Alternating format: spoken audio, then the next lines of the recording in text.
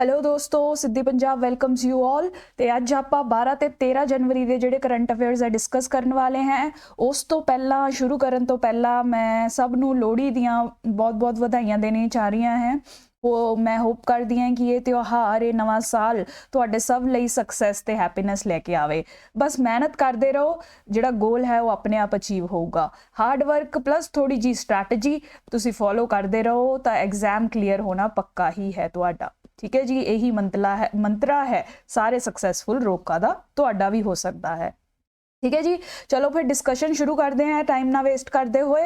आह 9 topic आप discuss करांगे, ज़्यादा लंबे नहीं हैं, डिस्कशन ज़्यादा लंबी नहीं होनी। छोटे छोटे प्रीलिम स्पैसिफिक टॉपिक जिहड़े आ ज़्यादा ने, सिर्फ एक ही बड़ा टॉपिक है अपना बहुत ही इंपॉर्टेंट पर मेन्स के परसपैक्टिव तो पंजाब की लैजिसलेटिव असैंबली च इशू जिहड़ा चल रहा है, तां करके क्वेश्चन बन सकता है तो इहनूं आपां डिटेल च डिस्कस करांगे।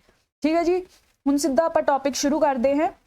सब तो पहला अपना टॉपिक है जोशीमठ लैंड सबसिडेंस। कल आप इनू डिटेल च मेन्स के परसपैक्टिव तो किया सी लास्ट वीडियो च। जिहड़े बच्चों ने हजे नहीं देखी वो वीडियो वो भी तुसी जाके चैक करो, मैं इत्थे लिंक पोस्ट कर देवांगी। ठीक है, तो अज पिछली वीडियो च जोग्राफी के परसपैक्टिव तो ये टॉपिक मैंने कवर कराया सी।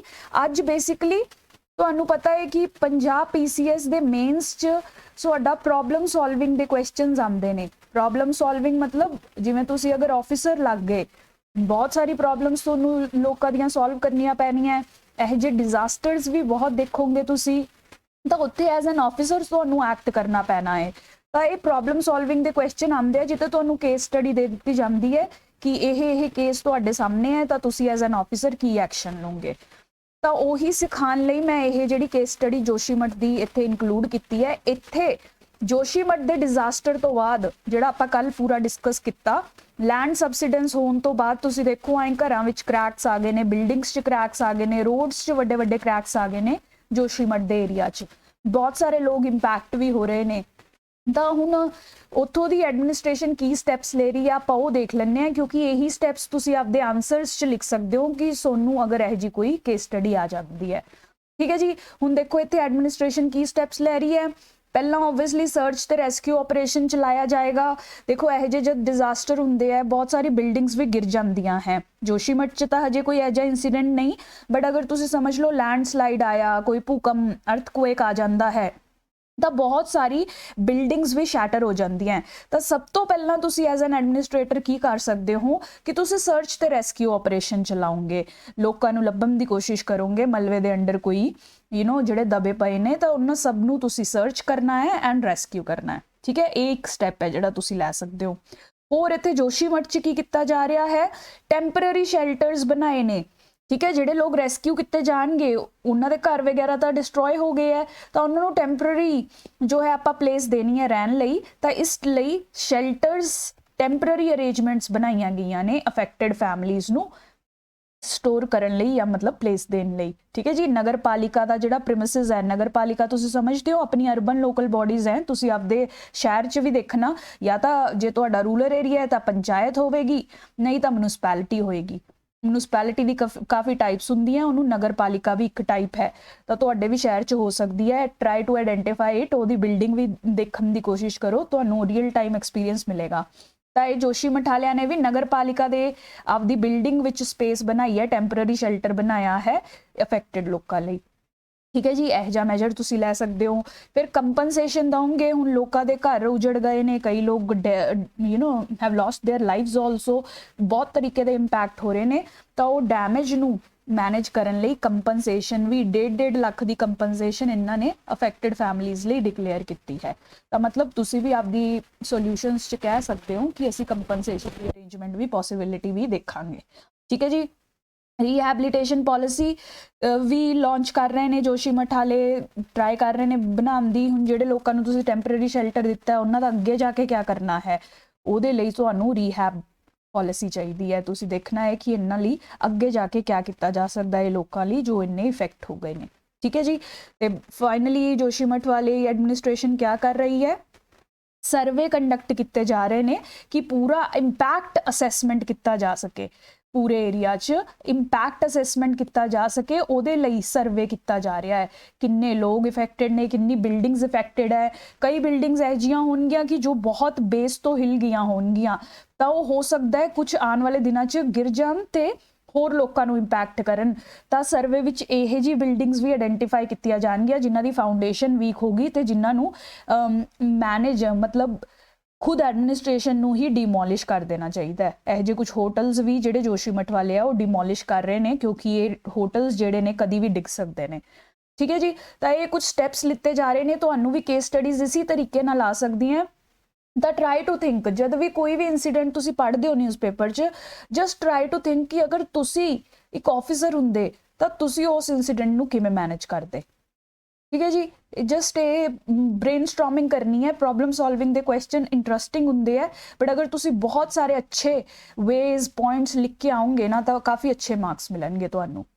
ठीक है जी नैक्सट टॉपिक कर लेने हैं प्रधानमंत्री मोदी फ्लैग्स ऑफ गंगा विलास ठीक है जी 13 जनवरी ਨੂੰ मतलब ਅੱਜ ਲੋਹੜੀ ਵਾਲੇ ਦਿਨ ਇਹਨਾਂ ਨੇ ਗੰਗਾ ਵਿਲਾਸ ਲਾਂਚ ਕਰਨੇ ਨੇ ਤਾਂ ਗੰਗਾ ਵਿਲਾਸ ਤੇ ਪ੍ਰੀਲਿਮਸ ਤੇ ਤੁਹਾਨੂੰ ਕੁਐਸਚਨ ਆ ਸਕਦਾ ਹੈ ਤਾਂ ਆਪਾਂ ਦੇਖ ਲੈਣੇ ਕਿ ਗੰਗਾ ਵਿਲਾਸ ਹੈ ਕੀ ठीक है जी तो प्राइम मिनिस्टर मोदी ने यह क्रूज शिप्स लॉन्च की हैं तुसी कह सकते हो नाले लॉन्गेस्ट रिवर ते क्रूज होगा ठीक है वैसे तुसी देखो तो क्रूज जेडे है ना ओशियंस च हुंदे ने बड़ी वाटर बॉडी ते हुंदे क्योंकि क्रूज का मतलब ही ये है कि वाटर ते शिप जिहड़ी है चलदी रहू तुसी शिप दे अंदर एंटरटेन हुंदे रहोगे ਤਾਂ ਇਹ ਹੈ ਜਿਹੜਾ ਵਰਲਡ ਦਾ ਲੌਂਗੈਸਟ ਤੁਸੀਂ ਕਹਿ ਸਕਦੇ ਹੋ ਰਿਵਰ ਕਰੂਜ਼ ਜਿਹੜਾ ਹੈ ਪ੍ਰਧਾਨ ਮੰਤਰੀ ਮੋਦੀ ਨੇ ਇੰਡੀਆ ਵਿੱਚ ਲਾਂਚ ਕੀਤਾ ਹੈ ਇਹਦਾ रूट क्या होएगा वाराणसी तो शुरू होके डिब्रूगढ़ यानी कि असम वाया बांग्लादेश होके यह जाएगा ठीक है जी फिर वाराणसी तो शुरू होके डिब्रूगढ़ जाएगा विच दी बांग्लादेश भी पास करेंगे ठीक है जी फिर रास्ते विच जिन्ने भी हिस्टोरिक साइट्स ने टूरिस्ट साइट्स ने 50 कह रहे ने कि 50 विच इंपॉर्टेंट आर्कीटैक्चरल साइट्स हैरीटेज साइट्स आनगियां जिन्हां नूं देखण दा ऑब्जर्व करन दा टूरिस्ट नूं चांस मिलेगा ठीक है सो बेसिकली टूरिज्म प्रमोट करन लई रेवेन्यू जनरेट करन लई ये किया गया है जस्ट सोनू आइडिया होना चाहिए है अगर प्रीलिम्स च क्वेश्चन आ गया कि गंगा विलास किस नाल रिलेटेड है तो तुहानू पता होना चाहिए है ये लॉन्गेस्ट क्रूज शिप है 3200 किलोमीटर का डिस्टेंस जिहड़ा कवर करेगी वाराणसी तो शुरू करके डिब्रूगढ़ तक ठीक है जी ये फैक्चुअल इन्फॉर्मेशन के 2-3 पॉइंट्स लिख के रखो नाउ नेक्स्ट टॉपिक है 4-डे Indian textile trade fair in Dhaka हैगी है बांग्लादेश की कैपिटल ये सब भी याद रखना है तो देखो मेन्स आंसर राइटिंग च अगर इंडिया बांग्लादेश रिलेशनस ते आंदा है तो तुसी उस च एक एज एन एग्जाम्पल लिख सकते हो इंडिया बांग्लादेश दे इकनॉमिक रिलेशनस अगर तुसी दसने ने किन्ने स्ट्रोंग ने तो तुसी देखो ये भी एक एग्जाम्पल है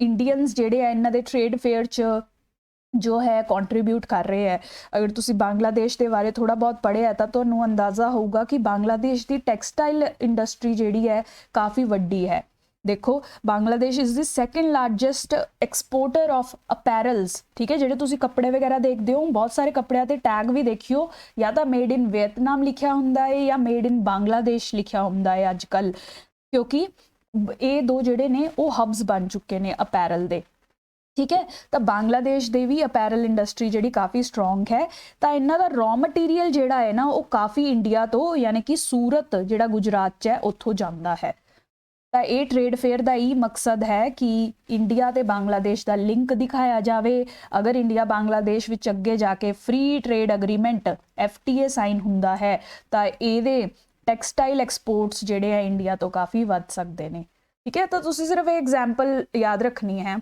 India textile trade fair Bangladesh विच पार्टिसिपेट कर रहा है सूरत मेजर हब है जो प्रोवाइडर है एक्सपोर्टर है बांग्लादेश की टैक्सटाइल इंडस्ट्री दे विच ठीक है जी ये पॉइंट्स तुसी याद रखने ने next very important prelim specific information VSHORAD या VSHORAD मिसाइल सिस्टम जिहड़ा है इंडिया विच लॉन्च होया है तो मिसाइल्स वगैरह तो तुहानू पता ही है साइंस एंड टैक्नोलॉजी या करंट अफेयर्स के सैक्शनस च प्रीलिम्स के क्वेश्चंस बन चुक सके यू नो बनते ही रहते हैं मेरे कहने का मतलब है अग्नि आप डिस्कस कर चुके पृथ्वी आप डिस्कस कर चुके integrated guided missile development programme आप काफ़ी बार डिस्कस कर चुके ठीक है। ये सब भी तुसी चैक करना, मैं वीडियोज़ ਜਿਹੜੀਆਂ लिंक कर दूंगी ਤੁਹਾਡੇ यूज़ ਲਈ।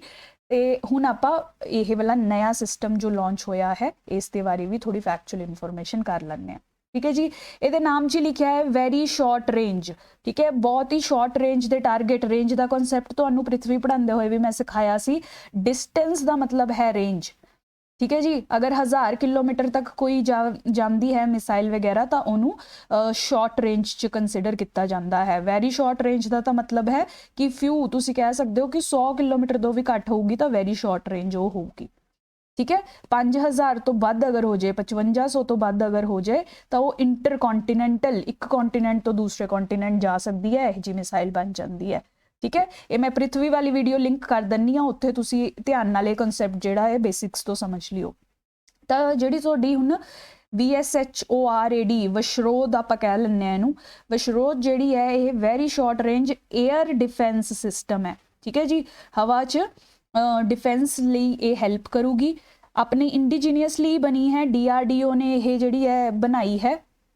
ठीक है, इंडिजीनियसली बिल्ट है। ऑलमोस्ट 4000 करोड़ तो ज़्यादा इते पैसा लग रहा है। ठीक है, लो एल्टीट्यूड एरियल थ्रैट्स, हवा च जिहड़े थ्रैट्स है उन्होंने डिफेंड करने लिए ये तुहाडे यूज़ होगी। ये man portable air defence missile है, मतलब कि समझ लो मैन भी इनू चक के फायर कर सकते हैं। तुसी बॉर्डर वगैरह पिक्चरां च देखिया होना है जिवें कंधे ते रख के बड़ी जी मिसाइल छड्डदे ने, काइंड ऑफ उस तरीके का सिस्टम है। तो माउंटेन वॉरफेयर लिए बहुत सिग्निफिकेंट है। ठीक है, तुसी देख ही रहोगे इंडिया चाइना बॉर्डर ते काफ़ी ज़्यादा डेवलपमेंट चल रही है। चाइना जिहड़ा है वो काफ़ी इंटरूजनस कर रहा है, तो वो सब नूं ध्यान रखते हुए ही ये सिस्टम जिहड़ा बनाया जा रहा है ताकि इस डिफिकल्ट माउंटेन टेरेन जिहड़ा है इनू यूज़ किया जा सके। ठीक है, तो आप इनू याद रखना है, काफ़ी इंपॉर्टेंट है। ये 4 फैक्ट्स ये बारे याद रखने हैं। वेरी शॉर्ट रेंज DRDO ने बनाई है, एरियल थ्रेट्स ਲਈ है, लो एल्टीट्यूड वाले, मैन पोर्टेबल है, बॉर्डर तो याद रखना है, तो माउंटेन वॉरफेयर ਲਈ ये बनी है। ठीक है जी, ये कुछ फैक्ट्स याद रखने हैं, कोई भी प्रीलिम्स का क्वेश्चन आ जाए आप आंसर कर सकिए। ठीक है जी, हुण 13 जनवरी वाले कर लैंने आ। फैक्चुअल इन्फॉर्मेशन फिर प्रीलिम्स लिए इंपॉर्टेंट है, होर किसी लिए नहीं। कई बार अवार्ड्स वगैरह ते जिहड़े है ना क्वेश्चन आ जाते हैं, तो फिर गोल्डन ग्लोब अवार्ड्स होए ने। ठीक है, तो गोल्डन ग्लोब अवार्ड्स हुंदा की है, देखो हर साल ये यूजुअली जिहड़े कंडक्ट हुंदे ने लॉस एंजलस यानी कि तुहाडे अमेरिका USA दे विच हर साल कंडक्ट हुंदे ने।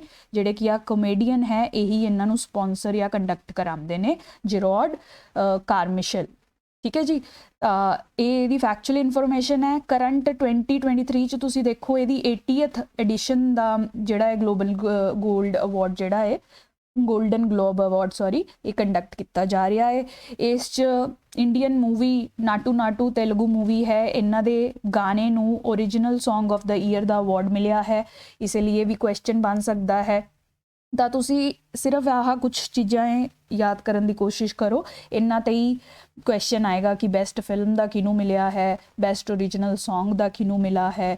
ठीक है, बेस्ट TV सीरीज़ का देखो इनू मिलिया है हाउस ऑफ ड्रैगन, अगर तुसी देखिया है तो गेम्स ऑफ थ्रोन का प्रीक्वल है ये, तो इनू बेस्ट TV ड्रामा का मिलिया है। इंडियन मूवी नू बेस्ट ओरिजिनल सॉन्ग का मिलिया है।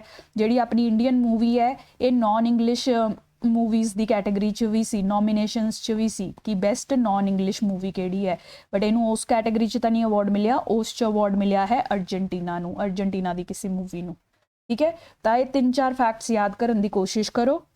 बेस्ट मोशन पिक्चर का अवार्ड मिलिया है इस मूवी नू बांशीज़ ऑफ इनिशरिन। ठीक है जी, बस ये 2-3 फैक्ट्स याद करो, अगर क्वेश्चन आ जाता है तुसी आंसर कर पाओगे।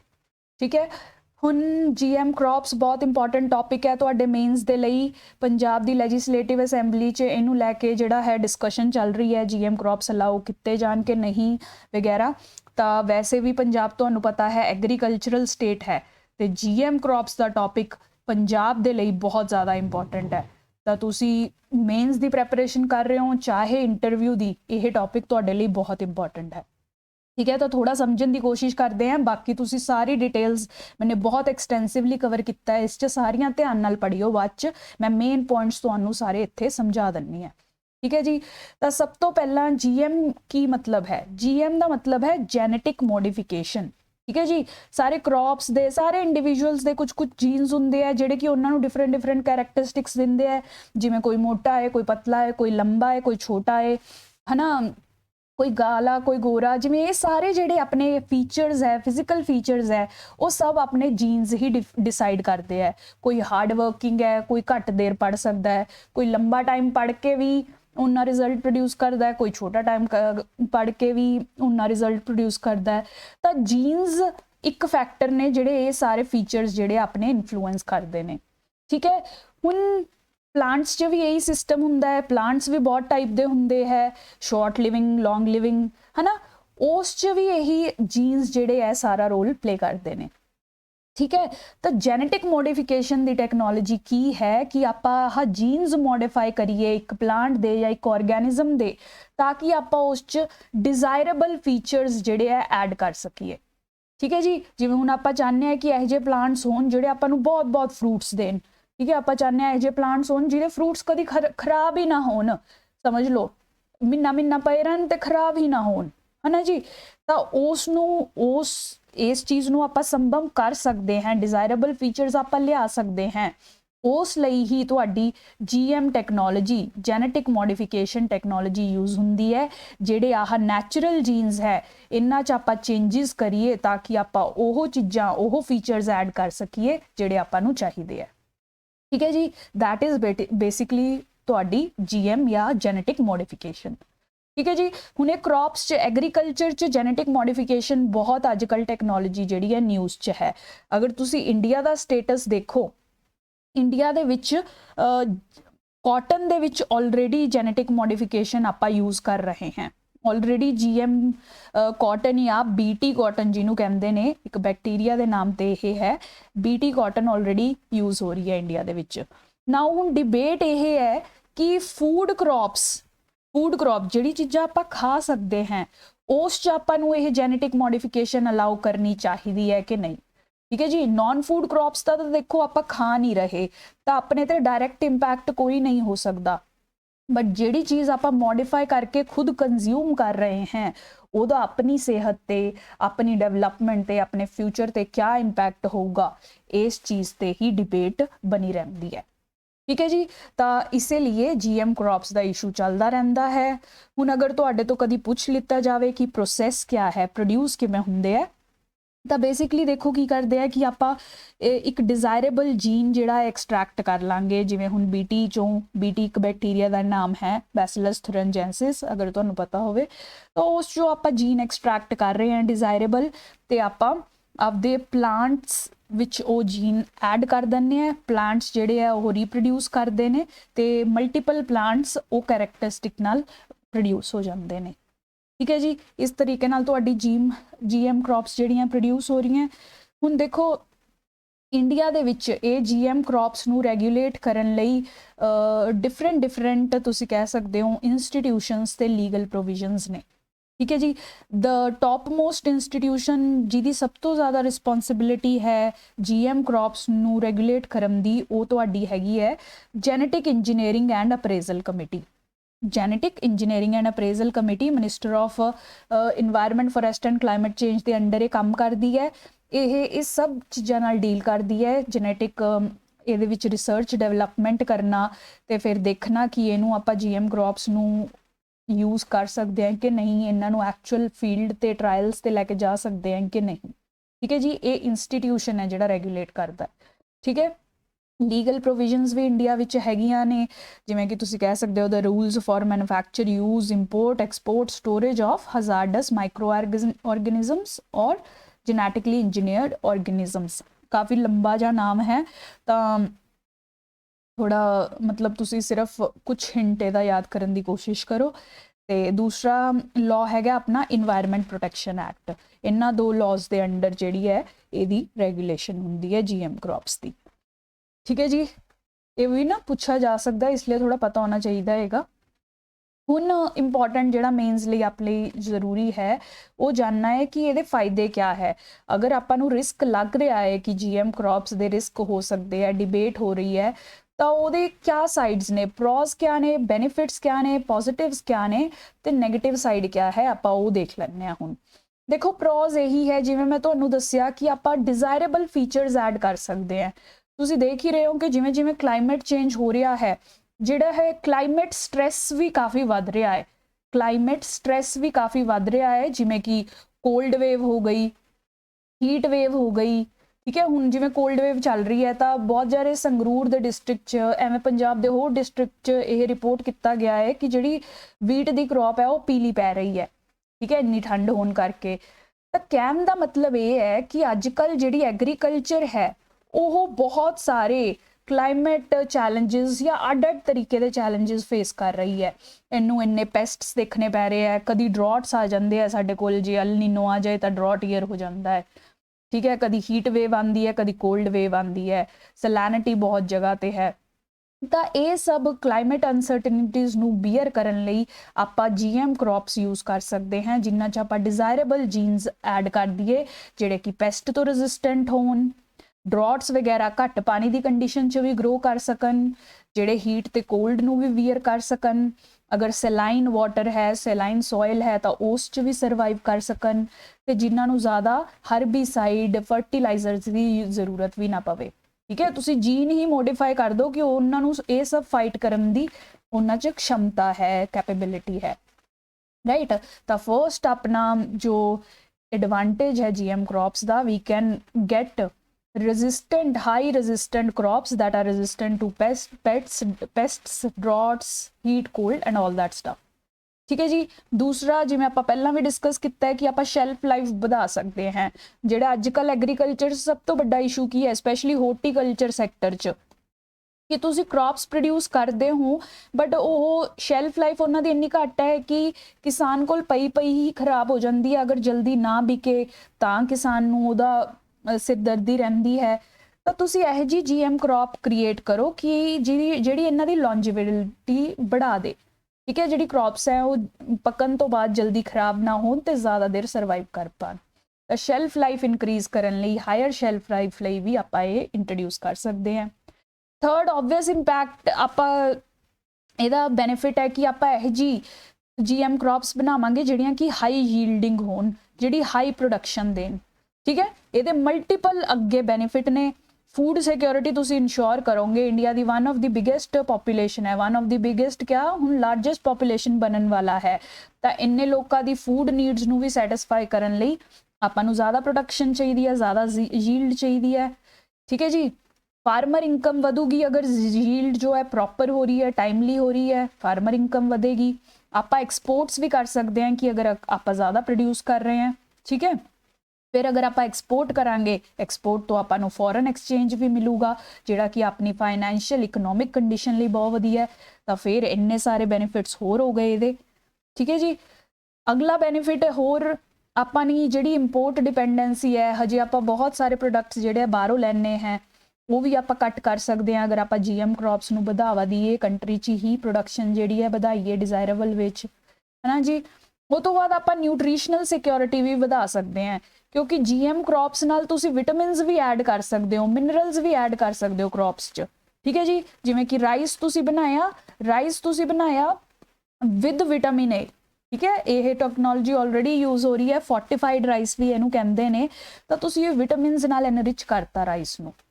ਹੁਣ ਰਾਈਸ ਵਿੱਚ ਕਾਫੀ ਜ਼ਿਆਦਾ ਵਿਟਾਮਿਨਸ ਹੈ ਜਿਹੜੇ ਬੱਚਿਆਂ ਦੇ ਕੰਮ ਆਉਣਗੇ, ਪੋਪੂਲੇਸ਼ਨ ਦੇ ਕੰਮ ਆਉਣਗੇ, ਜਿਹੜੀ ਨਿਊਟ੍ਰੀਸ਼ਨ ਦੀ ਕਮੀ ਹੈ ਉਹ ਪੂਰੀ ਹੋ, ਠੀਕ ਹੈ। ਹੁਣ ਤੁਸੀਂ ਸਿਰਫ ਮੋਟਾਪਾ ਨਹੀਂ ਖਾਓਗੇ, ਤੁਸੀਂ ਨਾਲ ਵਿਟਾਮਿਨ ਮਿਨਰਲ ਵੀ ਲਾਓਗੇ ਰਾਈਸ ਦੇ, ਠੀਕ ਹੈ। ਤਾਂ ਇਸ ਲਈ ਨਿਊਟ੍ਰੀਸ਼ਨਲ ਸਿਕਿਉਰਿਟੀ 'ਚ ਵੀ ਕੰਮ ਆਉਂਦੀ ਹੈ।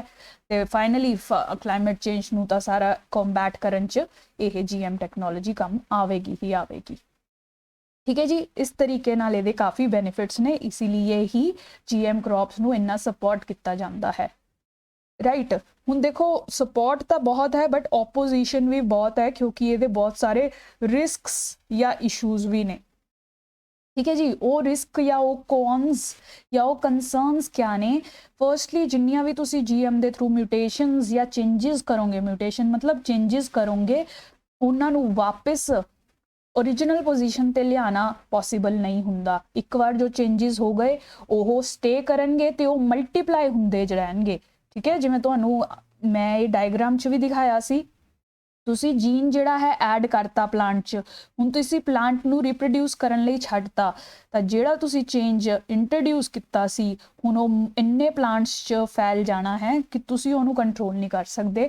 ਅਗਰ ਉਸ ਚੇਂਜ ਕਰਕੇ ਕੋਈ ਵੱਡੀ ਪ੍ਰੋਬਲਮ ਫਿਊਚਰ 'ਚ ਆ ਜਾਂਦੀ ਹੈ ਤਾਂ ਤੁਸੀਂ ਉਹ ਚੇਂਜ ਨੂੰ ਵਾਪਸ ਓਰੀਜਨਲ ਕੰਡੀਸ਼ਨ ਤੇ ਨਹੀਂ ਲਿਆ ਸਕਦੇ, ਉਸ ਚੇਂਜ ਨੂੰ ਤੁਸੀਂ ਕੰਟਰੋਲ ਨਹੀਂ ਕਰ ਪਾਓਗੇ। ਇਹ ਸਭ ਤੋਂ ਬੜਾ ਇਸ਼ੂ ਹੈ।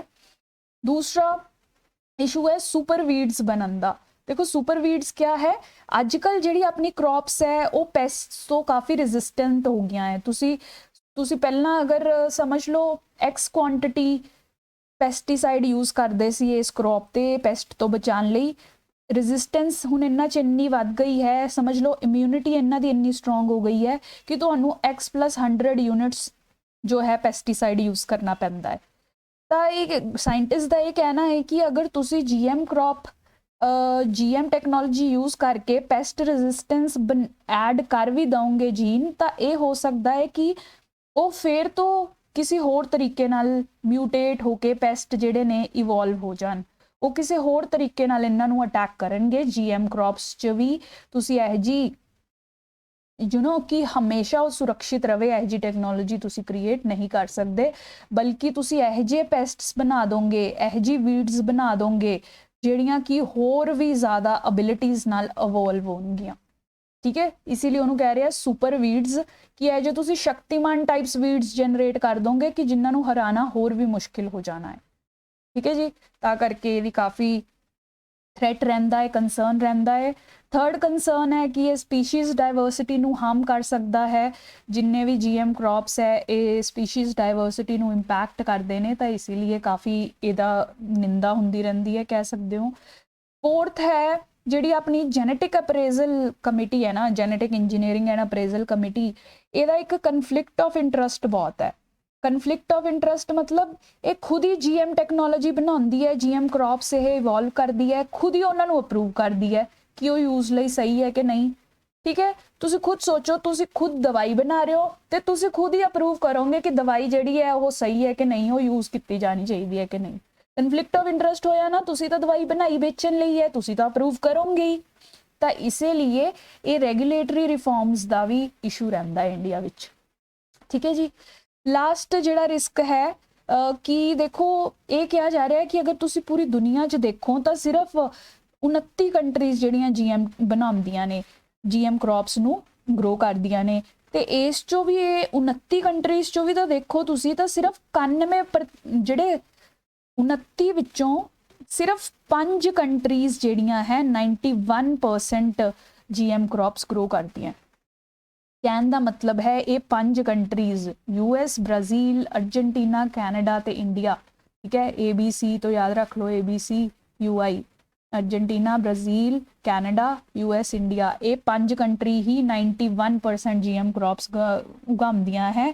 मोस्ट ऑफ द यूरोपीयन ते अदर कंट्रीज़ ने GM क्रॉप्स नू रिजेक्ट किया है, बिकॉज सब नू लगता है कि GM क्रॉप्स के रिस्क्स जिहड़े है वो काफ़ी हाई ने। ठीक है, तो ये पॉइंट कहना चाह रहा है कि आपां फोकस देखना चाहिए, अच्छे तरीके नाल असैस करना चाहिए कि आपां GM क्रॉप्स अडॉप्ट करनियां भी चाहिए हैं कि नहीं। ठीक है, क्योंकि इन्नी घट कंट्रीज़ इन्हां ते ट्रस्ट कर रही हैं। यूरोप दे ना फूड स्टैंडर्ड्स, क्वालिटी स्टैंडर्ड्स बहुत हाई ने, अगर वो GM क्रॉप्स नहीं यूज़ कर रहे तो मतलब सच विच कुछ ज़्यादा रिस्क्स ने जिहड़ा वो ये टैक्नोलॉजी नू अडॉप्ट नहीं कर रहे। अगर इन्नी फ्रेंडली टैक्नोलॉजी होंदी तो वो क्यों नहीं करेंगे, वो इन्ने एडवांस्ड नेशनस ने, वो टैक्नोलॉजी नू यूज़ करके अच्छा फूड जनरेट करेंगे, है ना। तो ये कह रहा है, ये पॉइंट का मतलब यही है कि आपां नू भी सोचण दी लोड़ है। अगर इन्नियां कंट्रीज़ अवॉइड कर रही हैं तो उसका कोई स्ट्रोंग कारण होना है, सच्ची ही ये रिस्क जिहड़े है ज़्यादा होने हैं। ठीक है, साइंटिस्ट वगैरह ने ना एविडेंस दे के भी यही शो किया है कि ये रिस्क्स जिहड़े है वो काफ़ी ज़्यादा हो सकते हैं। ठीक है, तो ये सब पॉइंट्स तुसी याद रखने हैं। कोई भी कमेंट करन लई आ जाए, क्रिटिकली एनालाइज करन लई आ जाए, तुसी ये सारे पॉइंट्स लिख देने हैं, प्रोज वाले पॉइंट्स, कॉन्स वाले पॉइंट्स। राइट, हुण लास्ट ते आपां करदे हैं कि अगे चल के फिर क्या किया जा सकता है GM दे फील्ड च।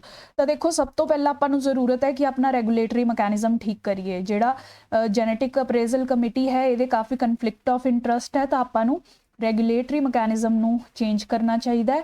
ਜਿਹੜੇ MS ਸਵਾਮੀਨਾਥਨ ਨੇ ਆਪਣੇ ਉਹਨਾਂ ਨੇ 2003 ਚ ਕਿਹਾ ਸੀ ਕਿ ਆਪਾਂ ਨੂੰ ਇੱਕ ਲੀਗਲ ਸਟੇਚੂਟਰੀ ਬਾਡੀ ਬਣਾਉਣੀ ਚਾਹੀਦੀ ਹੈ ਜਿਹੜੀ ਕਿ ਪ੍ਰੋਫੈਸ਼ਨਲ ਵੀ ਆ, ਉਸ 'ਚ ਐਕਸਪਰਟਸ ਹੋਣੇ ਚਾਹੀਦੇ ਆ, ਐਡਮਿਨਿਸਟ੍ਰੇਟਰਸ ਨਹੀਂ। ਤੇ ਇਹ ਜੀ ਲੀਗਲ ਆਪਾਂ ਸਟੇਚੂਟਰੀ ਬਾਡੀ ਬਣਾਈਏ ਜਿਹੜੀ ਕਿ ਸਿਰਫ ਰੈਗੂਲੇਸ਼ਨ ਦਾ ਕੰਮ ਕਰੇ। ਠੀਕ ਹੈ ਜੀ। ਪਾਰਲੀਮੈਂਟਰੀ ਸਟੈਂਡਿੰਗ ਕਮੇਟੀ ਨੇ ਵੀ ਰਿਕਮੈਂਡੇਸ਼ਨ ਦਿੱਤੀ ਹੈ ਇੰਡੀਆ ਦੀ ਕਿ ਨਾਰਵੇ ਦਾ ਮਾਡਲ ਫੋਲੋ ਕਰੋ। ਇਹਨਾਂ ਨੇ ਜਦ ਸਟੱਡੀ ਕੀਤਾ ਕਿ ਉਹਨਾਂ ਦਾ ਮਾਡਲ GM ਟੈਕਨੋਲੋਜੀ ਵਿੱਚ ਰੈਗੂਲੇਸ਼ਨਸ ਵਿੱਚ ਕਾਫੀ ਅੱਛਾ ਹੈ ਤਾਂ ਆਪਾਂ ਉਹਨੂੰ ਫੋਲੋ ਕਰ ਸਕਦੇ ਹਾਂ। ਤੇ ਇਹਨਾਂ ਨੇ ਇਹ ਵੀ ਕਿਹਾ ਹੈ ਕਿ ਜਿਹੜਾ ਵੀ GM ਟੈਕਨੋਲੋਜੀ ਨਾਲ ਫੂਡ ਪ੍ਰੋਡਿਊਸ ਹੁੰਦਾ ਹੈ ਉਹ ਤੇ GM ਦੀ ਲੇਬਲਿੰਗ ਹੋਣੀ ਚਾਹੀਦੀ ਹੈ। ਜਿਵੇਂ ਅੱਜ ਕੱਲ੍ਹ ਤੁਸੀਂ ਦੇਖੋ ਫੂਡਸ ਤੇ ਲਿਖਿਆ ਹੁੰਦਾ ਹੈ ਆਰਗੈਨਿਕ। ਠੀਕ ਹੈ, ਤਾਂ ਇਸੇ ਤਰੀਕੇ ਨਾਲ ਜਿਹੜੀ GM ਤੋਂ ਪ੍ਰੋਡਿਊਸ ਹੋਵੇ ਉੱਥੇ ਲੇਬਲਿੰਗ ਹੋਵੇ ਤਾਂ ਕਿ ਕਸਟਮਰ ਜਿਹੜਾ ਹੈ, ਕੰਜ਼ਿਊਮਰ ਜਿਹੜਾ ਹੈ, ਖੁਦ ਚੋਇਸ ਕਰ ਸਕੇ ਕਿ ਉਹਨੇ GM ਟੈਕਨੋਲੋਜੀ ਦਾ ਫੂਡ ਖਾਣਾ ਹੈ ਕਿ ਨਹੀਂ। ਠੀਕ ਹੈ, ਤਾਂ ਇਹ ਵੇਜ਼ ਤੁਸੀਂ ਲਿਖ ਸਕਦੇ ਹੋ ਫਰਸਟਲੀ। ਸੈਕਿੰਡ ਹੈ ਰਿਗਰਸ ਮੋਨੀਟਰਿੰਗ ਹੋਣੀ ਚਾਹੀਦੀ ਹੈ। ਜਿੰਨੀ ਵੀ ਟੈਸਟ ਟਰਾਇਲ ਰਿਸਰਚ ਡਿਵੈਲਪਮੈਂਟ ਹੋ ਰਹੀ ਹੈ GM ਟੈਕਨੋਲੋਜੀ 'ਚ ਉਹਨੂੰ ਮੋਨੀਟਰ ਵੀ ਅੱਛੀ ਤਰੀਕੇ ਨਾਲ ਕੀਤਾ ਜਾਵੇ ਤਾਂ ਕਿ ਉਹਦੇ ਰਿਸਕਸ ਨੂੰ ਆਪਾਂ ਚੰਗੀ ਤਰੀਕੇ ਨਾਲ ਫੜ ਸਕੀਏ। ਠੀਕ ਹੈ ਜੀ। ਨੈਕਸਟ ਹੈ ਜਿੰਨੇ ਵੀ ਸਟੇਕ ਹੋਲਡਰਸ ਹੈ GM ਟੈਕਨੋਲੋਜੀ ਵਿੱਚ, ਯਾਨੀ ਕਿ ਤੁਹਾਡੇ ਸਿਟੀਜ਼ਨਸ ਹੋ ਗਏ, ਸਾਇੰਟਿਸਟ ਹੋ ਗਏ, ਫਾਰਮਰਸ ਹੋ ਗਏ, ਪੋਲੀਟੀਕਲ ਲੀਡਰਸ ਹੋ ਗਏ, ਸਭ ਨੂੰ ਇਨਵੋਲਵ ਰਹਿਣਾ ਚਾਹੀਦਾ ਹੈ ਕਿਉਂਕਿ ਸਭ ਦਾ ਇੰਟਰਸਟ ਇਨਵੋਲਵਡ ਹੈ। ਸਿਟੀਜ਼ਨ ਇਹ ਕ੍ਰੌਪ ਖਾਊਗਾ, ਫਾਰਮਰ ਇਹ ਕ੍ਰੌਪ ਉਗਾਊਗਾ, ਸਾਇੰਟਿਸਟ ਇਹ ਟੈਕਨੋਲੋਜੀ ਬਣਾ ਰਹੇ ਨੇ ਤੇ ਸਾਰਾ ਕੁਝ ਦੇਖਣਾ ਪੋਲੀਟੀਸ਼ੀਅਨਸ ਨੇ ਹੈ, ਤੁਹਾਡੇ ਮਿਨਿਸਟਰਸ ਨੇ ਹੈ। ਰਿਸਪੌਂਸਿਬਿਲਿਟੀ ਸਾਰੀ ਉਹਨਾਂ ਤੇ ਆਣੀ ਹੈ। ਤਾਂ ਇਸੇ ਲਈ ਜਦੋਂ ਵੀ ਤੁਸੀਂ ਕੋਈ ਪੋਲਿਸੀ ਡਿਸੀਜਨ ਲੈ ਰਹੇ ਹੋ GM ਕ੍ਰੌਪਸ ਤੇ ਸਭ ਦੀ ਸਲਾਹ ਲਿੱਤੀ ਜਾਵੇ, ਤਾਂ ਸਭ ਦਾ ਵਿਊ, ਸਭ ਦਾ ਓਪੀਨੀਅਨ ਇੰਟਰੋਡਿਊਸ ਕੀਤਾ ਜਾਵੇ, ਫਿਰ ਹੀ ਕਿਸੇ ਇੱਕ ਮਤ ਤੇ ਪਹੁੰਚਿਆ ਜਾਵੇ। ਠੀਕ ਹੈ ਜੀ। ਫੋਰਥ ਆ ਗਿਆ ਇਨਵੋਲਵ ਫਾਰਮਰ। ਇਹੀ ਪੁਆਇੰਟ ਸਾਰੇ ਸਟੇਕ ਹੋਲਡਰਸ ਨੂੰ ਆਪਾਂ ਲੈਣਾ ਹੈ। ਫਾਰਮਰ ਦਾ ਇੰਟਰਸਟ ਵੀ ਆਪਾਂ ਸਭ ਤੋਂ ਪਹਿਲਾਂ ਧਿਆਨ ਤੇ ਰੱਖਣਾ ਹੈ। ਠੀਕ ਹੈ ਜੀ।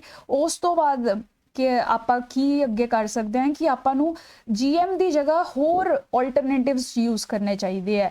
ਆਪਣਾ ਨੀਡ ਕਿਆ ਹੈ ਕਿ ਆਪਾਂ ਪ੍ਰੋਡਕਸ਼ਨ ਵਧਾਈਏ, ਕ੍ਰੌਪਸ ਨੂੰ ਹੈ ਜਿਹੜਾ ਰੈਜ਼ਿਸਟੈਂਟ ਟਾਈਪਸ ਬਣਾਈਏ, ਤਾਂ ਆਪਾਂ GM ਟੈਕਨੋਲੋਜੀ ਹੀ ਕਿਉਂ ਯੂਜ਼ ਕਰਨੀ ਹੈ। ਆਪਾਂ ਨੂੰ ਟਰਾਈ ਕਰਨਾ ਚਾਹੀਦਾ ਹੈ ਕਿ ਆਪਾਂ ਹੋਰ ਬੈਟਰ ਜਿਹੜੀਆਂ ਟੈਕਨੋਲੋਜੀਆਂ ਇਵੋਲਵ ਕਰੀਏ। ਤਾਂ ਜਿਵੇਂ ਤੁਹਾਡਾ ਪੂਸਾ ਇੰਸਟੀਟਿਊਟ ਹੈ, ਉਸਨੇ ਪੂਸਾ ਬਾਸਮਤੀ ਇਹੋ ਜਿਹੇ ਕੁਛ ਆਲਟਰਨੇਟਿਵਸ ਬਣਾਏ ਨੇ ਜਿਹੜੇ ਕਿ ਘੱਟ ਪਾਣੀ ਕੰਜ਼ਿਊਮ ਕਰਦੇ ਹੈ, ਘੱਟ ਹਰਬੀਸਾਈਡ ਕੰਜ਼ਿਊਮ ਕਰਦੇ ਨੇ। ਠੀਕ ਹੈ, ਤਾਂ ਮਤਲਬ ਉਹੀ ਬੈਨੀਫਿਟਸ ਦੇ ਰਹੇ ਨੇ ਤੁਹਾਨੂੰ ਜਿਹੜੇ GM ਕ੍ਰੌਪਸ ਦਿੰਦੀਆਂ, ਰਾਦਰ ਇਹ ਜਿਹੜੇ ਹੈ ਜੈਨੇਟਿਕਲੀ ਮੋਡੀਫਾਈਡ ਨਹੀਂ ਹੈਗੇ। ਇਸ 'ਚ ਹੋਰ ਤਰੀਕੇ ਦੀ ਉਹਨਾਂ ਨੇ ਟੈਕਨੋਲੋਜੀ ਯੂਜ਼ ਕੀਤੀ ਹੈ। ਤਾਂ ਆਪਾਂ ਨੂੰ ਵੀ should try to find out alternatives to GM crops to fight the challenges that we have. ਠੀਕ ਹੈ ਜੀ। ਇਹ ਸਾਰੇ ਪੁਆਇੰਟਸ ਬਸ ਯਾਦ ਕਰਕੇ ਰੱਖੋ, ਆਨਸਰਸ 'ਚ ਤੁਹਾਨੂੰ ਕਾਫੀ ਕੰਮ ਆਊ। ਕੰਪਰੀਹੈਂਸਿਵ ਡਿਸਕਸ਼ਨ ਆਪਣੀ GM ਕ੍ਰੌਪਸ ਤੇ ਹੋ ਗਈ ਹੈ। ਠੀਕ ਹੈ ਜੀ। ਹੁਣ ਨੈਕਸਟ ਟੌਪਿਕ ਜਿਹੜਾ ਨਿਊਜ਼ 'ਚ ਕਾਫੀ ਚੱਲ ਰਿਹਾ ਹੈ, ਤੁਹਾਨੂੰ ਪਤਾ ਹੀ ਹੈ G20 ਦੀ ਲੀਡਰਸ਼ਿਪ ਜਿਹੜੀ ਹੈ ਇਸ ਸਾਲ 2023 'ਚ ਇੰਡੀਆ ਦੇ ਅੰਡਰ ਹੈ। G20 ਆਪਾਂ ਆਲਰੇਡੀ ਬਹੁਤ ਡਿਟੇਲ 'ਚ ਡਿਸਕਸ ਕਰ ਚੁੱਕੇ, ਮੈਂ ਤੁਹਾਡੇ ਨਾਲ ਵੀਡੀਓ ਇੱਥੇ ਲਿੰਕ ਕਰ ਦੂੰਗੀ ਅਗਰ ਤੁਸੀਂ ਦੇਖਣਾ ਹੈ। ਤਾਂ ਦੇਖੋ G20 ਦੀ ਪ੍ਰੈਜ਼ੀਡੈਂਸੀ ਦੇ ਅੰਡਰ ਇੰਡੀਆ ਜਿਹੜਾ ਹੈ ਕਾਫੀ ਮੀਟਿੰਗਸ, ਡਿਸਕਸ਼ਨਸ ਇਸ ਸਾਲ ਪੂਰੇ ਸਾਲ ਵਿੱਚ ਕੰਡਕਟ ਕਰਾਊਗਾ, ਰਾਈਟ। ਤੇ ਹੁਣ ਇਹ ਇੱਕ ਇੰਪੋਰਟੈਂਟ ਸਮਿਟ ਜਿਹੜਾ ਹੋ ਰਿਹਾ ਹੈ, voice of global south summit, ਇਹ ਚੱਲ ਰਿਹਾ ਹੈ ਅੱਜ ਕੱਲ੍ਹ ਦੀ ਡੇਟ ਵਿੱਚ। ਇਹਦੀ ਕੁਝ ਇਨਫੋਰਮੇਸ਼ਨ ਆਪਾਂ ਡਿਸਕਸ ਕਰ ਲੈਂਦੇ ਹਾਂ। IR ਦੇ ਲਈ ਇਹ ਬਹੁਤ ਇੰਪੋਰਟੈਂਟ ਹੈ। ਠੀਕ ਹੈ, ਹੁਣ ਪਹਿਲਾਂ ਦੇਖ ਲੈਂਦੇ ਹਾਂ ਗਲੋਬਲ ਸਾਊਥ ਦਾ ਮਤਲਬ ਹੀ ਕਿਆ ਹੁੰਦਾ ਹੈ। ਠੀਕ ਹੈ, ਤਾਂ ਤੁਸੀਂ ਦੇਖੋ ਤੁਹਾਡਾ ਜਿਹੜਾ ਇੰਟਾਇਰ ਵਰਲਡ ਹੈ, ਠੀਕ ਹੈ, ਉਹ ਦੋ ਪਾਰਟਸ 'ਚ ਡਿਵਾਈਡਡ ਹੈ, ਤੁਸੀਂ ਕਹਿ ਸਕਦੇ ਹੋ ਨਾਰਥ ਤੇ ਸਾਊਥ। ਠੀਕ ਹੈ, ਨਾਰਥ ਯੂਜੂਅਲੀ ਰਿਲੇਟ ਹੁੰਦਾ ਹੈ ਜਿਹੜੀਆਂ ਡਿਵੈਲਪਡ ਕੰਟਰੀਜ਼ ਹੈ, ਤੁਹਾਡੀ US ਹੋ ਗਿਆ, ਸੋ ਤੁਹਾਡੀ ਯੂਰਪ ਦੀ ਕੰਟਰੀਜ਼ ਹੋ ਗਈਆਂ, ਰਸ਼ੀਆ ਹੋ ਗਿਆ, ਜਾਪਾਨ ਹੋ ਗਿਆ। ਇਹ ਕੰਟਰੀਜ਼ ਜਿਹੜੀਆਂ ਆਲਰੇਡੀ ਡਿਵੈਲਪਮੈਂਟ ਦੇਖ ਚੁੱਕੀਆਂ ਨੇ, ਇੰਡਸਟਰੀਅਲ ਰੈਵੋਲਿਊਸ਼ਨ ਇੱਥੇ ਹੋ ਚੁੱਕੀ ਹੈ, ਇਹਨਾਂ ਦੇ ਲਿਵਿੰਗ ਸਟੈਂਡਰਡਸ ਕਾਫੀ ਹਾਈ ਨੇ, ਪਰ ਕੈਪੀਟਾ ਇਨਕਮਸ ਵੀ ਕਾਫੀ ਹਾਈ ਨੇ। ਠੀਕ ਹੈ, ਇਹ ਕੰਟਰੀਜ਼ ਨੂੰ ਗਲੋਬਲ ਨਾਰਥ ਕਿਹਾ ਜਾਂਦਾ ਹੈ ਯੂਜੂਅਲੀ। ਠੀਕ ਹੈ, ਗਲੋਬਲ ਸਾਊਥ 'ਚ ਕੀ ਹੁੰਦਾ ਹੈ? ਗਲੋਬਲ ਸਾਊਥ 'ਚ ਬੇਸਿਕਲੀ ਤੁਹਾਡੀ ਡਿਵੈਲਪਿੰਗ ਤੇ ਲੈਸ ਡਿਵੈਲਪਡ ਕੰਟਰੀਜ਼ ਹੈ, ਜਿਵੇਂ ਕਿ ਅਫਰੀਕਾ ਦੇ ਨੇਸ਼ਨਸ, ਇੰਡੀਆ ਹੋ ਗਿਆ, ਹੋਰ ਏਸ਼ੀਅਨ ਨੇਸ਼ਨਸ। ਠੀਕ ਹੈ, ਇਹ ਸਾਰਾ ਜਿਹੜਾ ਹੈ ਮੈਂ ਤੁਹਾਨੂੰ ਜਿਹੜਾ ਮੈਪ ਦਿਖਾਇਆ ਹੈ, ਤੁਸੀਂ ਵੀ ਇਸ ਤਰੀਕੇ ਨਾਲ ਪੇਪਰ 'ਚ ਮੈਪ ਬਣਾ ਸਕਦੇ ਹੋ। ਇਹ ਸਾਰਾ ਹੈਂਡਮੇਡ ਮੈਪ ਹੀ ਹੈ, ਮੈਂ ਤੁਹਾਨੂੰ ਤੁਹਾਡੇ ਸਾਹਮਣੇ ਬਣਾ ਕੇ ਦਿਖਾ ਦਿੰਨੀ ਹੈ। ਇਹ ਮੈਪਸ ਤੁਸੀਂ ਵੀ ਇੱਕ ਦੋ ਵਾਰ ਟਰਾਈ ਕਰੋਗੇ, ਤੁਹਾਡੇ ਤੋਂ ਵੀ ਬਣਨ ਲੱਗ ਜਾਣਗੇ ਤੇ ਇਹ क्वेश्चनस अगर तुसी बना के आओ काफ़ी वैल्यू ऐड करते हैं, तुहानू काफ़ी अच्छे मार्क्स दिलाएंगे। बस यही है कहानी अफ्रीका। इस तो पता चल रहा है कि तुसी की लिखना चाह रहे हो, है ना। मिडल ईस्ट यही तुहाडा है कि ਇਹ ਤੁਹਾਡਾ ਗਲੋਬਲ ਸਾਊਥ ਹੈ। ਇਹ ਕੰਟਰੀਜ਼ ਜਿਹੜੀਆਂ ਕਿ ਲੈਸ ਡਿਵੈਲਪਡ ਹੈ, ਇਕੋਨਮੀਜ਼ ਇਹਨਾਂ ਦੀਆਂ ਘੱਟ ਡਿਵੈਲਪਡ ਹੈ, ਪਾਵਰਟੀ ਵਗੈਰਾ ਜ਼ਿਆਦਾ ਹੈ, ਮਾਲ ਨਿਊਟ੍ਰੀਸ਼ਨ ਜ਼ਿਆਦਾ ਹੈ, ਤਾਂ ਇਹ ਕੰਟਰੀਜ਼ ਨੂੰ ਗਲੋਬਲ ਸਾਊਥ ਕਿਹਾ ਜਾਂਦਾ ਹੈ। ਠੀਕ ਹੈ, ਹੁਣ ਪ੍ਰਾਈਮ ਮਿਨਿਸਟਰ ਮੋਦੀ ਨੇ ਇਹ ਸਮਿਟ ਜਿਹੜਾ ਹੈ ਕਿਉਂ ਕੰਡਕਟ ਕਰਾਇਆ? ਉਹ ਕਹਿ ਰਹੇ ਨੇ ਕਿ ਸਾਡੇ ਗਲੋਬਲ ਸਾਊਥ ਦੀ ਪ੍ਰੋਬਲਮਸ ਜਿਹੜੀਆਂ ਕਾਮਨ ਹੈ, ਸਭ ਹੀ ਪਾਵਰਟੀ, ਮਾਲ ਨਿਊਟ੍ਰੀਸ਼ਨ ਕਾਮਨ ਪ੍ਰੋਬਲਮਸ ਤੋਂ ਜੂਝ ਰਹੇ ਹੈ। ਤਾਂ ਅਗਰ ਅਸੀਂ ਇਕੱਠੇ ਹੋ ਕੇ वर्ल्ड विच यूनिटी नाल आवाज़ उठाइए तो साडे कॉमन प्रॉब्लम्स जिहड़ियां सॉल्व हो सकदियां। ठीक है, ये भी कह रहे हैं कि देखो जिन्ने भी मेजर इशूज़ है अज दी डेट च दुनिया च, जिवें कि कोविड हो गया, क्लाइमेट चेंज हो गया, टेररिज्म हो गया, यूक्रेन कन्फ्लिक्ट, जिन्ने भी मेजर प्रॉब्लम्स दुनिया फेस कर रही है उस च ग्लोबल साउथ का कोई ज़्यादा मेजर रोल नहीं है। ठीक है, ये छोटी कंट्रीज रिस्पॉन्सिबल नहीं है, क्लाइमेट चेंज ਲਈ ਵੱਡੀਆਂ ਕੰਟਰੀਆਂ ਵਾਲੇ ਰਿਸਪੌਂਸਿਬਲ, ਟੈਰਰਿਜ਼ਮ ਵੀ ਸੁਪਰ ਪਾਵਰਸ ਦੀ ਲੜਾਈ ਕਰਕੇ ਜਨਰੇਟ ਹੋਇਆ ਹੈ, ਰਸ਼ੀਆ ਯੂਕਰੇਨ ਕਨਫਲਿਕਟ ਵੀ ਵੱਡੀਆਂ ਕੰਟਰੀਆਂ ਦੀ ਲੜਾਈਆਂ, ਨਾਰਥ ਗਲੋਬਲ ਨਾਰਥ ਦੀ ਲੜਾਈਆਂ ਕਰਕੇ ਜਨਰੇਟ ਹੋਇਆ ਹੈ। ਤਾਂ ਮੋਦੀ ਜੀ ਕਹਿੰਦੇ ਕਿ ਅਸੀਂ ਗਲੋਬਲ ਸਾਊਥ ਨੇ ਕੋਈ ਪ੍ਰੋਬਲਮਸ ਨਹੀਂ ਕ੍ਰੀਏਟ ਕੀਤੀਆਂ, ਬਟ ਸਾਰਿਆਂ ਨਾਲੋਂ ਜ਼ਿਆਦਾ ਇਫੈਕਟ ਵੀ ਆਪਣੀ ਲਾਈਫਸ ਤੇ ਹੀ ਹੋਊਗਾ। ਤਾਂ ਇਹ ਕਹਿ ਰਹੇ ਨੇ ਕਿ ਆਪਾਂ ਨੂੰ ਇਹ ਪ੍ਰੋਬਲਮਸ ਦਾ ਸੋਲਿਊਸ਼ਨ ਲੱਭਣ 'ਚ पार्टिसिपेट जरूर करना चाहिए है। जिहड़ी ग्लोबल गवर्नेंस है उस च भी ग्लोबल साउथ नू रोल नहीं दिता जाता। सारे डिसीजनस तुसी देखो UN वगैरह च सारे किते परमानेंट मैंबर भी ग्लोबल नॉर्थ दे मैंबर्स ने, बेसिकली ग्लोबल नॉर्थ दी कंट्रीज ने। तो मोदी जी कह रहे हैं कि ये ग्लोबल प्रॉब्लम्स जिहड़ा इंपैक्ट साडे ते सब तो ज़्यादा कर रही हैं, सानू उहदे लई ग्लोबल गवर्नेंस विच आवाज़ उठानी चाहिए है। ग्लोबल लैवल ते जद भी डिसीजनस होण आपां उत्थे आवाज़ उठाइए, आपदे कंसर्नस जिहड़े हैं प्रेजेंट करिए। ठीक है, तो वो क्या कंसर्नस होणगे, किहड़ी सानू अगे जाके आवाज़ उठानी चाहिए है, वो भी मोदी जी ने 4 एजेंडाज तुसी कह सकते हो ग्लोबल साउथ लई प्रेजेंट किते है कि फर्स्टली जिन्ने भी इंटरनेशनल लैवल ते डिस्कशनस होण वो ग्लोबल साउथ दी नीड्स नू ध्यान च रखन। ठीक है, हमेशा। Second, common but differential responsibility का प्रिंसीपल अपनाया जाए कि हर किसी की रिस्पॉन्सिबिलिटी है, जिमें समझ लो इन्वायरमेंट नू प्रोटेक्ट करना, बट ग्लोबल नॉर्थ की ज़्यादा वड्डी रिस्पॉन्सिबिलिटी है क्योंकि उन्होंने ज़्यादा पोल्यूशन पुराने समय विच इंडस्ट्रीयल रेवोल्यूशन विच 1750s तो की है। ठीक है जी। थर्ड है कि सोवरैनिटी मेनटेन की जाए, हर कंट्री दी rule of law international level ते फॉलो किया जाए, तो अगर कोई कन्फ्लिक्ट हुंदा तो उन्होंने पीसफुली रिजोल्व किया जाए, ना कि लड़ाई झगड़िया नाल। ठीक है, फोर्थ एजेंडा जिहड़ा ग्लोबल साउथ का होना चाहिए है, मोदी जी कहते हैं कि आपां नूं UN दे रिफॉर्म्स लिए प्रपोज करना चाहिए है। इत्थे देखो ग्लोबल नॉर्थ की कंट्रीज़ की पावर जिहड़ी है बहुत हाई है। परमानेंट 5 चों भी तुसीं 4 मैंबरस देखो, USA, UK, रशिया ते फ्रांस, चारों जिहड़े ने ग्लोबल नॉर्थ के मैंबरस ने। ना तुसी अफ्रीका की कोई रिप्रजेंटेशन देख रहे हो, ना ज़्यादा एशिया की कोई रिप्रजेंटेशन है, ना लेटिन अमेरिका की रिप्रजेंटेशन है। तो इसीलिए इंटरनेशनल ग्लोबल गवर्नेंस नू इनकलूसिव बनाने लई सानू इंटरनेशनल इंस्टीट्यूशनस विच भी रिफॉर्म चाहिए है, UN विच रिफॉर्म चाहिए है। ठीक है, तो ये ग्लोबल साउथ का थोड़ा कॉन्सैप्ट जिहड़ा ध्यान च रखो, तो क्वेश्चन आ सकता है IR च। ग्लोबल साउथ की डेफिनेशन याद कर लो, ग्लोबल साउथ क्या है, ਇਹਦਾ मैप याद रखो, तो जो 4 एजेंडाज मोदी जी ने प्रेजेंट किए हैं ये याद रखो। ठीक है जी। लास्ट टॉपिक जिहड़ा अज अपना हैगा है यूथ, नैशनल यूथ डे। ठीक है जी। तो नैशनल यूथ डे देखो हर साल 12 जनवरी को बनाया जाता है क्योंकि इस दिन स्वामी विवेकानंद जयंती होंगी है। विवेकानंद जी बहुत बड़े लीडर सी, तुहानू पता ही है। इन्हां दी जन्म तिथि ते नैशनल यूथ डे बनाया जाता है। ठीक है, तो एक इंपॉर्टेंट जी इन्फॉर्मेशन सी, तुसी आंसर्स च यूज़ कर सकते हो। PM मोदी या अपनी गवर्नमेंट की करंटली पॉलिसी ये चल रही है कि 4 E's के थ्रू अपने यूथ की डेवलपमेंट इंश्योर की जाए। 4 E's के थ्रू, 4 E's क्या क्या ने? फर्स्ट, एजुकेशन ते फोकस किया जाए। सैकेंड, उन्होंने इंप्लॉयमेंट दी जाए। थर्ड, एंटरप्रेन्योरशिप प्रमोट की जाए, बिजनेस रिस्क टेकिंग प्रमोट की जाए। तो फोर्थ, उन्हों की एक्सीलेंस ते फोकस किया जाए। ठीक है। इस ईज के थ्रू इंडिया जिहड़ा है अपने डेमोग्राफिक डिविडेंड नू यूटिलाइज करन दा प्लान बना रहा है, ऑलरेडी प्लान विच है कहने का मतलब। ठीक है, तो तुसी भी आ 4 ईज जिहड़ियां यूज़ कर सकते हो आंसर्स विच। तो इंडिया ने ये सब एरियाज च काम करन दी कोशिश की है। एजुकेशन च अपनी न्यू एजुकेशन पॉलिसी इंडिया ने रिलीज़ की है। ठीक है, IITs एम्स जिहड़ियां हैं ये सारे इंस्टीट्यूट्स नू होर वधाया जा रहा है, फंडिंग दी जा रही है। ठीक है, होर अटल टिंकरिंग लैब्स बनाई गई ने इनोवेशन प्रमोट करने लई छोटे बच्चों विच। ठीक है जी, उस तो बाद इंप्लॉयमेंट प्रोवाइड करने लई स्किल इंडिया मिशन दिता गया है। पहला स्किल्स होनी चाहिए तभी इंप्लॉयमेंट मिलेगी, राइट। दूसरा प्रोडक्शन लिंक्ड इंसेंटिव स्कीम्स दे विच मैन्युफैक्चरिंग सैक्टर नू बूस्ट किया जा रहा है, जिहड़ा कि इंटर्न जॉब्स क्रिएट करू। गवर्नमेंट जॉब्स भी वधाइयां जा रही हैं ताकि इंप्लॉयमेंट प्रोवाइड की जा सके। ठीक है जी, उस तो बाद एंटरप्रेन्योरशिप प्रमोट करने लिए स्टार्टअप इंडिया मिशन तो पता ही है इंडिया विच बहुत चल रहा है। ऑलरेडी 84,000 तो ज़्यादा स्टार्टअप्स इंडिया विच रजिस्टर हो चुकी हैं पिछले कुछ सालों में। तो एंटरप्रेन्योरशिप नू भी बहुत पुश कर रहा है इंडिया स्पोर्ट्स सैक्टर विच भी खेलो इंडिया गेम्स वगैरह वाले प्रोग्राम्स नाल एक्सीलेंस प्रमोट कर रहा है यूथ विच। ठीक है जी, तो ये सब पॉइंट्स तुसी मेन्स आंसर राइटिंग विच यूज़ कर सकते हो। यह अज की डिस्कशन लाइक सबसक्राइब तो शेयर करो प्लीज़, सानू साडा साथ दो, असी होर अच्छा कंटेंट ते रिसोर्सिस तुहाडे लई प्रोड्यूस कर सकीए। Thank you so much for joining.